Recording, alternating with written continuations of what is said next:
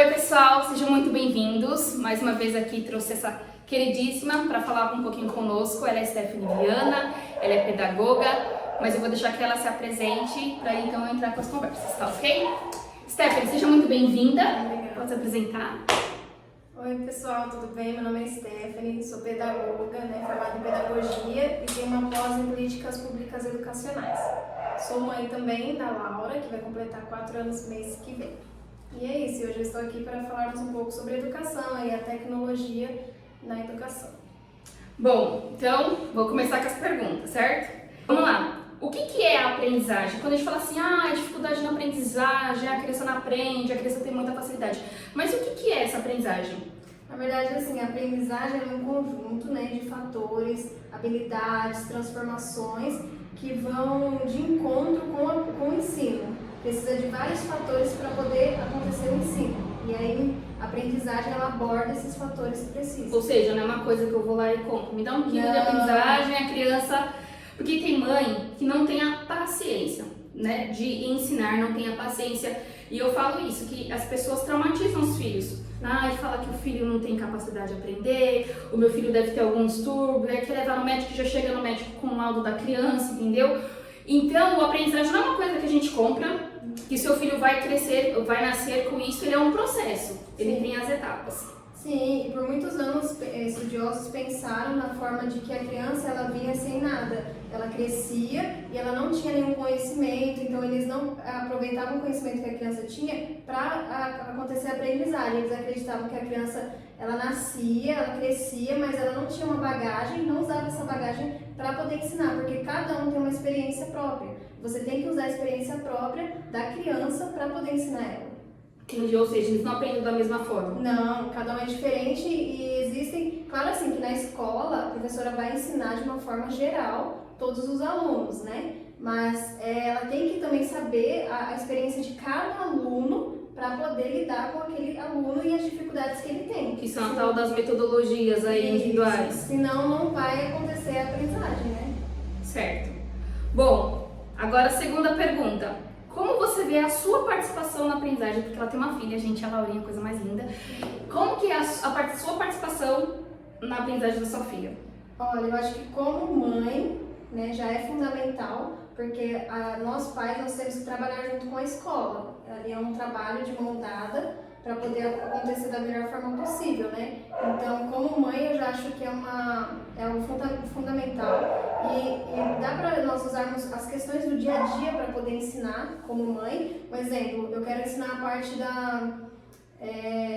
olha um pouco a matemática ali, minha filha tem 4 anos, mas o que eu posso começar a abranger ali com ela? Posso começar, vamos comprar aqui esses ursinhos pra gente guardar. Olha que legal. Vamos fazer um bolo, mas acho que o bolo acaba sendo um pouquinho maior, que você vai usar as medidas, quanto que precisa disso, quanto que trazer o conhecimento mais lúdicozinho, E tentar achar ensino no que você vai fazer com a criança. Vai guardar o brinquedo, vamos contar, vamos ler um livro, mostrar a imagem, mostrar tudo o que você quer. Porque mesmo igual, vou dar um exemplo aqui da Rafa. Todo mundo sabe que ela não é alfabetizada, mas mesmo que ela só folheie, ela tá lendo. Sim, ela tá aprendendo alguma coisa, Só dela, você ler pra ela você já tá inserindo uma história ali pra ela já tá imaginando um contexto, já tá acontecendo a imaginação. Que eu acho que é o que muitas pessoas não fazem, eu pelo menos não lembro. É que assim, no dia a dia a gente acaba se acomodando um pouco na questão da televisão, Essa questão de deixar a criança muito nesse aspecto, Mas em tudo você vai estender a roupa, você fala, filha, dá os prendedores pra mamãe que eu vou começando a contar. Quantos você vai me dar? Me dá 3. Ela vai contar 1, 2, 3. Já tá inserindo matemática no cotidiano. Viu, pessoal? Dica aí pras mãezinhas. Vou usar essas táticas. Tem muitas. Eu acredito que deve ter muitas coisas. E só um ponto bem legal que eu aprendi com a minha professora lá na faculdade, que ela fala assim, que para a aprendizagem ocorrer, precisa de 3 etapas essenciais, senão nenhuma criança aprende. A criança ela precisa estar com sono em dia e precisa estar bem alimentada e você precisa ensinar a mesma coisa de formas diferentes.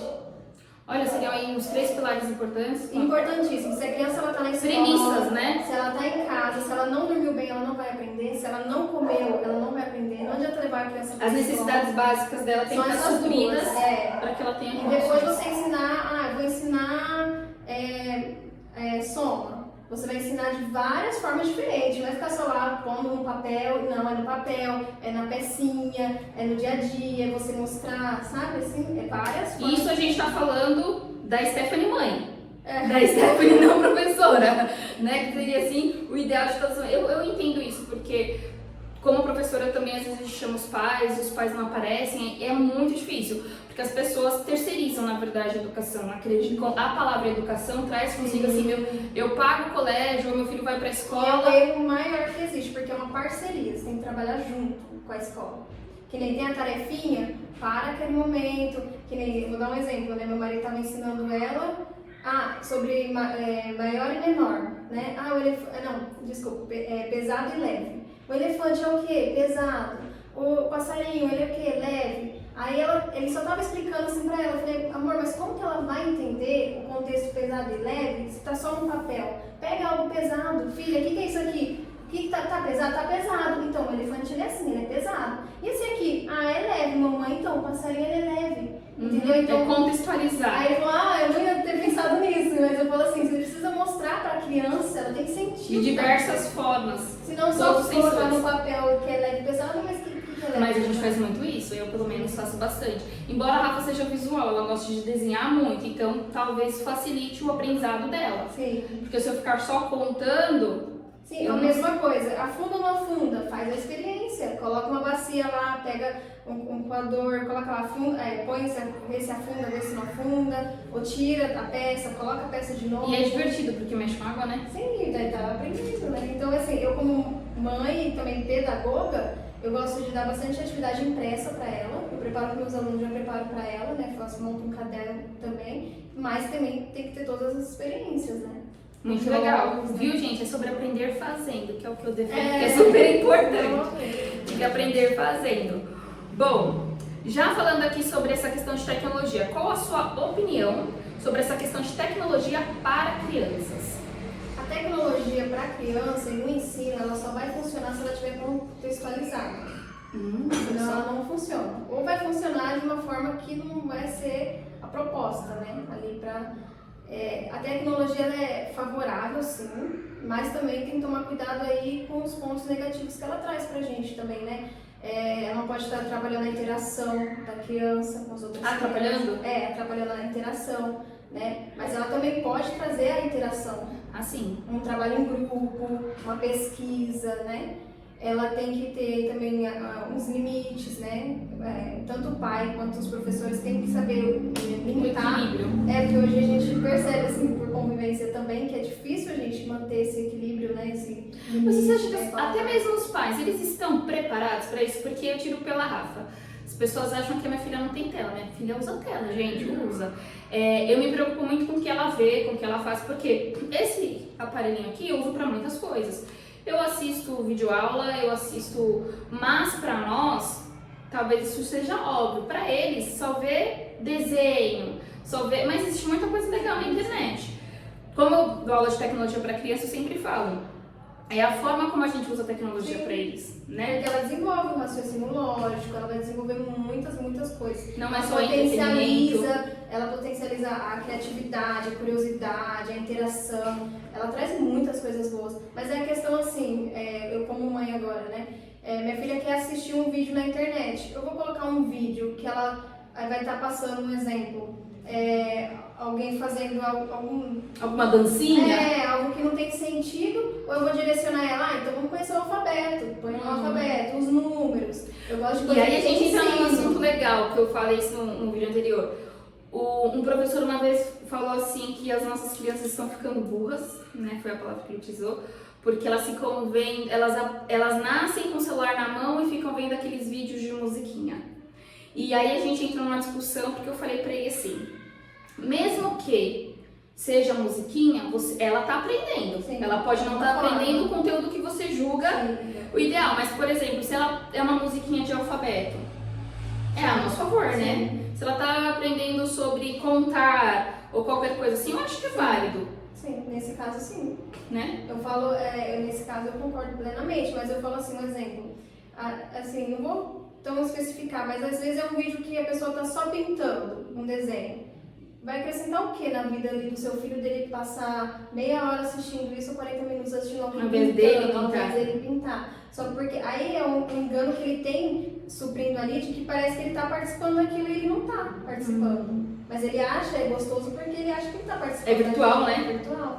Agora, se você pega esse mesmo vídeo, coloca lá na tela, mas você dá uma folha, dá tinta e fala, ó, quer pintar? Vamos pintar igual, né? Então ele está trabalhando ali, ele está aprendendo a fazer algo ali, né? Está desenvolvendo. Ele só não está parado assistindo. As habilidades e a capacidade dele. Então, assim, é só mediar mesmo, né? Trazer vídeos mais educativos, que conte histórias. Eles gostam muito de história, né? Então usa a imaginação na história, né? Sempre trazer algum aprendizado, né? No vídeo. Bom, e a última, porém não menos importante, deixa eu desbloquear aqui. Em relação à tecnologia, qual é a sua preocupação quanto à formação da sua filha para o futuro? Porque a gente vive ouvindo, né, falando das profissões do futuro, que vai mudar, o que precisa, o que não precisa. Na verdade, a tecnologia já é o futuro, né? E ela já chegou? Será que vai dar tempo de formar? Será que temos profissionais capazes de dar essa formação? E aí você que já está dentro da educação, qual é a sua preocupação com a formação dela para o futuro? Agora tem 4 anos, tá, gente? Tem bastante tempo, mas existe essa preocupação? Com certeza, né? Eu acho que o mau uso da tecnologia ela é um risco para todos, todos à volta, né? Então, eu acho que assim, nós somos uma geração que nós aprendemos sem a tecnologia, estamos inserindo ela agora, tanto é que tem muitos professores que ainda têm dificuldade com ela, em trabalhar com ela, né? No caso dos nossos filhos, eles nasceram na tecnologia, né? Então, ainda teve a pandemia, para dar uma... Mas eles dominam de uma forma diferente, aprendem de uma forma diferente. E igual eu falo, se for para usar por um bem maior, eu acho que é super válido e eu não tenho essa preocupação de usar por um bem maior, mas se ela é usada por pro mal, na também verdade, né? Eu acho que ela é um risco muito e muito grande. Então esse é o meu temor, assim, essa geração que nós estamos formando vai usar a tecnologia para quê? Qual é o objetivo dessa tecnologia nas mãos deles? É diferente da nossa, né?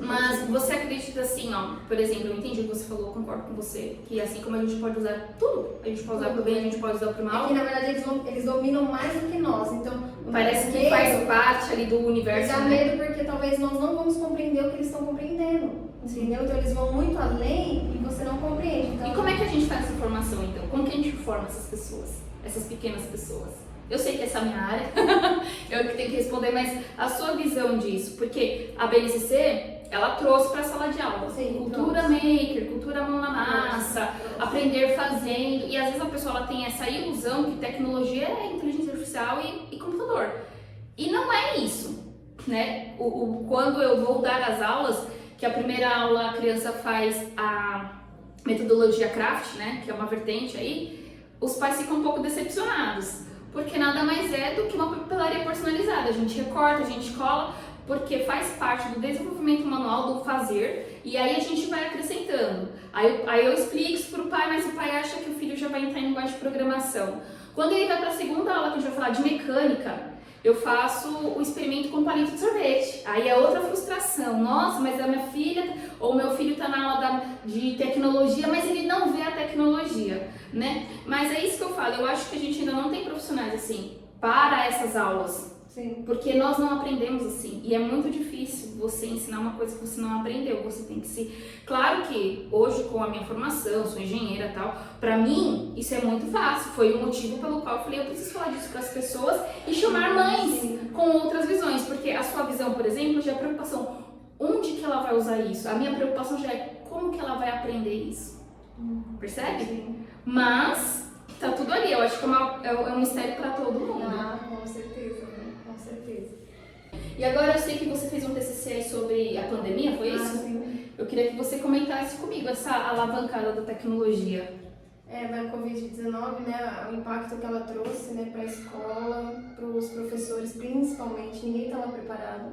Nós temos a matéria, né, de tecnologia na faculdade, mas é o básico, é você aprender a mexer no computador, né, assim, algo foi básico, tanto é que eu acredito que eles tiveram que reforçar aí a grade curricular, né, das universidades, porque nenhum professor estava preparado para isso.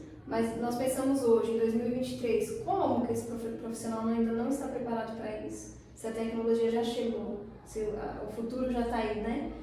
Então foi algo assim, teve muita defasagem na aprendizagem, os alunos ficaram mais atrasados, né? Alguns que já estavam ficaram piores, por não saber usar as ferramentas, por não terem as ferramentas. Não ter acesso. Não tiveram acesso, né?